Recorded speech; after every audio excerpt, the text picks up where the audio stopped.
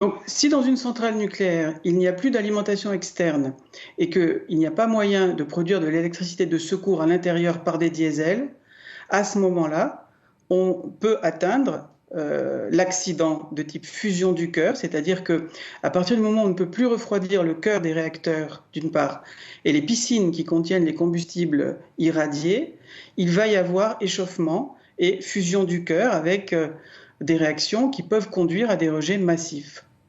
Et dans ce cas, qu'est-ce que vous préconisez? C'est la population environnante qui, on imagine, est la plus à risque?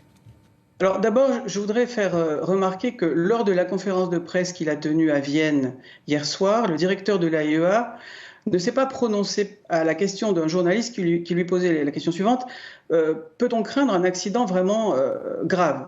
Donc il ne s'est pas prononcé clairement parce que tout simplement l'accident grave est possible. Et s'il y avait des rejets massifs, eh bien, il faudrait mettre en œuvre des mesures de protection, distribution de pastilles d'iode. Vous savez que les autorités locales distribuent des pastilles d'iode à la population depuis quelques jours. Il faudrait ensuite, en fonction de l'intensité des rejets, prévoir des évacuations et des mises à l'abri. Alors, on n'en est pas là, on espère tous qu'on n'en arrivera pas là, mais pour cela, il faudrait que les bombardements cessent sur cette centrale nucléaire ou Merci. aux alentours de cette centrale. Merci à vous, merci pour